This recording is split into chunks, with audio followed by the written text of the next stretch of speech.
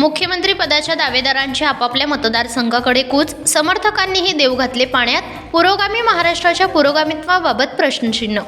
एकीकडे पुरोगामी महाराष्ट्र म्हणून मिरवायचे आणि अमावस्या पौर्णिमा पाहून राज्याचे नेतृत्व ठरवायचे, हा प्रकार चुकीचा आहे. तसेच जर अशा काही गोष्टींनी मुख्यमंत्रीपद मिळत असते तर निवडणुका घेण्याची गरज काय? मात्र यामुळे पुरोगामी महाराष्ट्राच्या पुरोगामित्वाबाबत प्रश्नचिन्ह निश्चितपणे उभे राहिले आहे.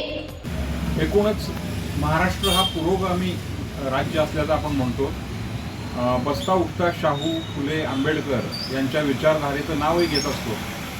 8 दिवस झालेले आहेत निवडणूक निकाल लागून विधानसभेचा, आणि 8 दिवसामध्ये पहिले 4 दिवस आपण सोडून द्या, उरलेल्या 4 दिवसामध्ये अद्याप माहीत असलेला मुख्यमंत्री जाहीर करण्याचं अजून झालेलं नाही आहे. आणि याला मला वाटतं एकमेव कारण असं आहे की अमावस्या, खंडेनवमी अशा पद्धतीच्या एका विचारधारेमध्ये हे सगळं प्रकरण अडकलेलं आहे. एकीकडे आपण पुरोगामी महाराष्ट्र म्हणतो आणि दुसरीकडे गेल्या 8 दिवसामध्ये बहुतेक ज्यांना मंत्री व्हायचं आहे, ज्यांना मुख्यमंत्री व्हायचं आहे, त्यांचे समर्थक, त्यांच्या घरातली मंडळी ही जप, तप, अनुष्ठान, अभिषेक या मार्गे लागलेले आहेत. देव पाण्यात घालून बसलेले आहेत. तर देव पाण्यात घालून जर काही मंत्री होत असेल, मुख्यमंत्री होत असेल, तर निवडणुका घ्यायचंच मला वाटतं काही कारण राहणार नाही. इथपर्यंत आपण एकीकडे पुरोगामी महाराष्ट्र म्हणायचं आणि एकीकडे दुसरीकडे एखाद्या ऑर्थोडॉक्स एक जुनी विचार परंपरा जी आहे त्याकडे जाऊन आपण काम करायचं. लोकशाहीमध्ये मतदार राजा आहे, त्यांनी कौल दिलेला आहे. त्या दिलेल्या जो कौल आहे त्याचा आदर करणं आपण अतिशय गरजेचं आहे. 8 दिवस होऊन गेलेले आहेत. अजून 5 तारखेपर्यंत किंवा 2 तारखेनंतर मुख्यमंत्र्यांचं नाव घोषित केलं जाईल. खरं तर हे सगळं माहिती आहे. अमित शहा यांनी सांगितलं होतं ज्यांचे नंबर जास्त त्यांचा मुख्यमंत्री असेल. कोणाचे नंबर्स जास्त आलेले आहेत, जागा जास्त आल्या, याही सगळ्यांना माहिती आहे. मुख्यमंत्री कोण होऊ शकते हेही माहिती आहे. एवढं सगळं असताना राग, लोक, उगीच नाटक त्याच्यामधलं. आणि दुसरी गोष्ट, आपण पुन्हा एकदा पुरोगामी म्हणत ज्या गतीने मागं चाललोय तो सगळाच विषय चिंतनाचा आहे. त्यामुळे एक तर आपण पुरोगामी आहो हे मान्य करूया, किंवा अजून पुरोगामी नाही हे तरी स्पष्ट मान्य करूया. यापैकी एक काहीतरी विचार डोक्यात घेऊन वाटचाल करूया. मात्र पुरोगामी महाराष्ट्राला 8-8 दिवस, 10 दिवस, 15 दिवस मुख्यमंत्र्याशिवाय, ठरलेल्या मुख्यमंत्र्याशिवाय, जाहीर करण्याशिवाय राहणं हे काही फारसं अभिमानास्पद, कौतुकास्पद आहे असं वाटत नाही. मुख्यमंत्री, उपमुख्यमंत्री आणि इतर पदं मिळावं म्हणून कार्यकर्ते आणि नातेवाईक देव पाण्यात ठेवतायत. तर कोणी देवाला अभिषेक घालतंय, तर कोण पूजा करताय, जप, तप, होम हवन करत असल्याचे पाहायला मिळते. तर हा प्रकार चुकीचा असून असं होत असतं तर राज्यात निवडणुकीची गरज लागली नसती.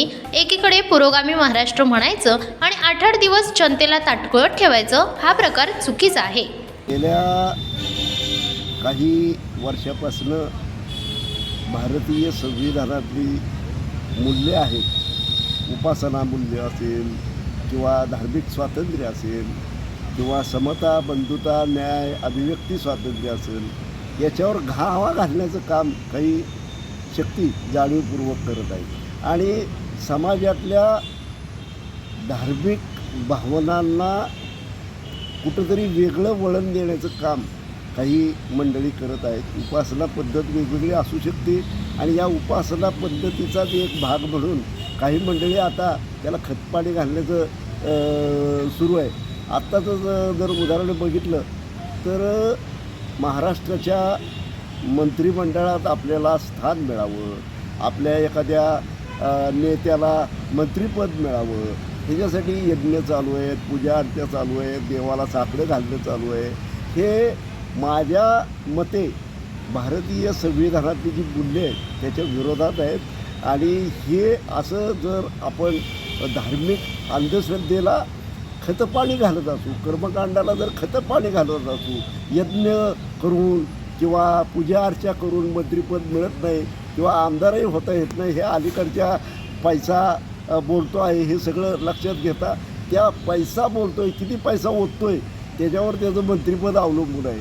त्यामुळे धार्मिक अधिष्ठानं करणं केवळ आणि केवळ मूर्खपणाचं लक्षण आहे आणि केवळ अंधश्रद्धेला खतपाणी घालण्याचं लक्षण आहे आणि भारतीय संविधानाच्या विरोधातलं हे लक्षण आहे, असं माझं स्पष्ट आणि स्वच्छ मत आहे. की जे मंडळी आता मंत्रिमंडळात आपल्या नेत्याला घ्यावं किंवा आपल्या आमदाराला घ्यावं बसवावं अशा अर्थानं जर काही यज्ञ पूजा अर्चा करत असतील तर ते मूर्खपणाचं नव्हे तर बदमाशपणाचं लक्षण आहे असं मला वाटतं. आणि हेच संत गाडगे महाराज, संत तुकाराम, संत ज्ञानेश्वर, संत नामदेव, संत जनाबाई, संत कबीर, संत रविदास यांनी त्यांच्या अभंगातनं दोह्यातनं हेच सांगितलेलं आहे.